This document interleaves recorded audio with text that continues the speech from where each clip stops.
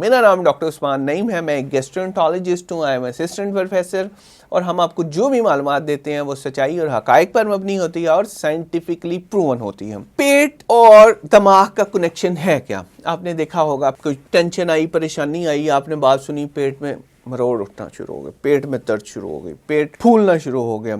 इसी तरह ही अगर आप ज़्यादा अरसे के लिए किसी वजह से दिमागी परेशानी में रहें तो आपकी भूख कम होनी शुरू हो जाती है। इसी तरह जब बहुत बड़ी परेशानी आप देख रहे हो तो आपकी भूख ख़त्म हो जाती है और हाजमे का निज़ाम भी रुक जाता है।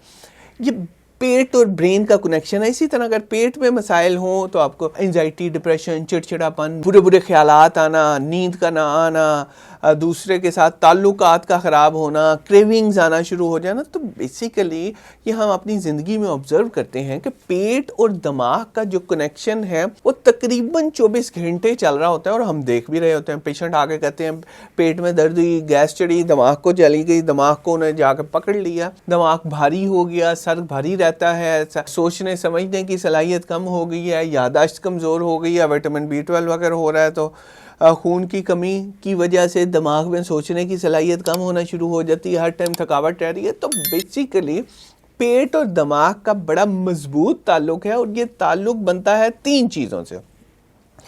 नंबर 1 जो सबसे मजबूत कनेक्शन है वो एक तार है, इलेक्ट्रिकल वायर समझ लें, जिसका नाम हमने रखा वेगस नर्व, जो दिमाग से शुरू होती है, पेट तक आती है। ब्रेन का जो ये डायरेक्ट ताल्लुक है जो वेगस नर्व के जरिए होता है। दूसरा ताल्लुक है पेट में, हमने बताया आपको सेरोटोनिन 80% सेरोटोनिन पेट से बन रहा है जो खुशी देता है, पेट से निकले दिमाग को गए, दूसरा ये कनेक्शन है। अच्छा, इसके अलावा और भी हार्मोन है, ग्रेनालिन है, वो बताता है कि आपको भूख लगी है, खाना खाना है या नहीं खाना। खाना खाने के बाद एक हार्मोन निकलता है जो बताता है कि भाई और नहीं खाना।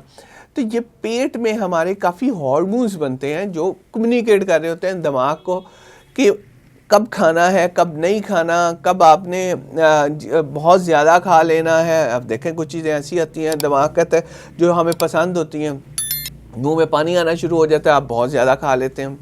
तो तीसरा एक कनेक्शन है जो कि पेट के बैक्टीरिया हमारे कुछ केमिकल्स रिलीज़ करते हैं जो पूरी बॉडी में घूमते हैं और अपना पैगाम रसानी का अमल करते हैं। तो ये बेसिकली 3 बड़े कनेक्शन हैं जिसके ज़रिए पेट और दिमाग आपस में कम्युनिकेट करते हैं और इस कनेक्शन में कोई भी ख़राबी आपके लिए ज़िंदगी का हर जो पहलू है उसको ख़राब कर देती है।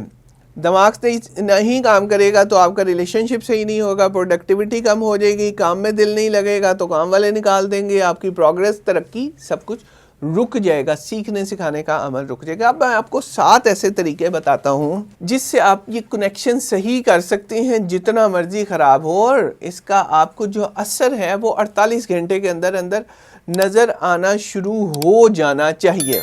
अगर नहीं आ रहा तो इसका मतलब है कहीं ना कहीं खराबी है। नंबर 1, अपने जो पेट के जरासीम हैं उनकी खुराक का ख्याल रखें। उनकी खुराक है फाइबर्स। फाइबर से उन्होंने बनाना है स्मॉल चेन फैटी एसिड, जिसने बनाना है सेरोटोनिन। सेरोटोनिन ने आपका मूड सही कर देना है, खुशी, और आपकी प्रोडक्टिविटी, दिमाग के सोचने की सलाहियत बेहतर कर देनी है। तो आपने फ्रूट, सब्जियां, केला ले सकते हैं, सेब ले सकते हैं। उसके अलावा रंग बिरंगी सब्जियां खाएंगे तो फाइटोकेमिकल्स जाएंगे और आपकी आंत के जरासीम को बेहतर करेंगे।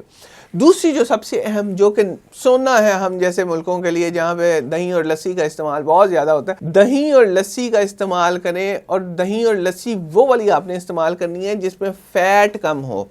भलाई उतार के दूध और उसकी दही बनाए, दही से लस्सी बना लें जो पेट के लिए सोना है। फर्मेंटेड फूड इस्तेमाल करें, खमीर लगी यानी चीज़ें इस्तेमाल करें, वो अगर आप इस्तेमाल करेंगे तो पेट के जरासीम बेहतर होंगे। तीसरी चीज़ ये है मुराकबा करें, मेडिटेशन करें, 10 मिनट अपने लिए निकालें, अलग से बैठें, लाइटें बंद कर दें, खुद की बॉडी को सुकून दें। जब खुद की बॉडी को सुकून देंगे, खुद को सुकून देंगे, अपने जिस्म को सुकून देंगे तो आपकी जो वेगस नर्व है वो भी काम होगी। जब वो सुकून में आएगी तो आपके पेट को भी सुकून मिलेगा। चौथी चीज़, American heart association, American college of gastroenterology, European association of study of liver disease, सब रिकमेंड करते हैं कि अपने 30 से 45 मिनट एक्सरसाइज करें, पसीना आ जाए, हार्ट रेट इतना हो कि पसीना आ जाए, ताकि सेरोटोनिन जिस्म निकाले। खुद चलेंगे आंत चलेगी, खुद की सेहत बेहतर करेंगे आंत की सेहत बेहतर होगी। तो एक्सरसाइज करनी है कितनी? 30 से 45 मिनट। अगली बात बहुत अहम है, बहुत ही अहम है। आपने 6 महीने मेहनत की ये काम किया, सारी मेहनत ज़ाया। एंटीबायोटिक्स का इस्तेमाल, एंटीबायोटिक्स आपने अवॉइड करनी है जिस कदर हो सके। अगर खुदा न खासा जानलेवा कोई मसला है तो ज़रूर इस्तेमाल करने, वरना एंटीबायोटिक्स का इस्तेमाल नहीं करना। वो दुश्मन जरासीम से ज़्यादा हमारे दोस्त जरासीम को मारती हैं। अब प्रीबायोटिक्स, कौन से प्रीबायोटिक्स ऐसे हैं जो हमारी आंत के जरासीम के लिए फ़ायदेमंद है?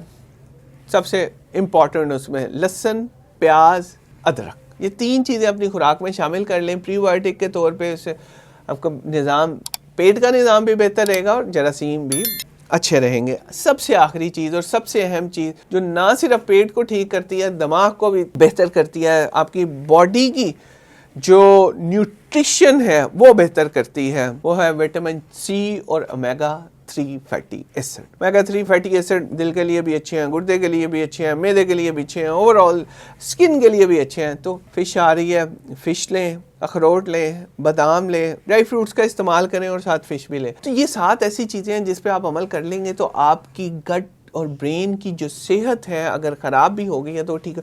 और मैं आपको गारंटी देता हूँ 3 महीने के अंदर अंदर आपको पता लग जाएगा कि मैं ठीक हो गया हूँ। अगर आपको ये मालूमात बेहतर लगती है दोस्तों तक शेयर करें, और अगर कोई टॉपिक स्पेसिफिकली आप डिस्कस करना चाहते हैं तो कमेंट में ज़रूर लिखें। बहुत शुक्रिया।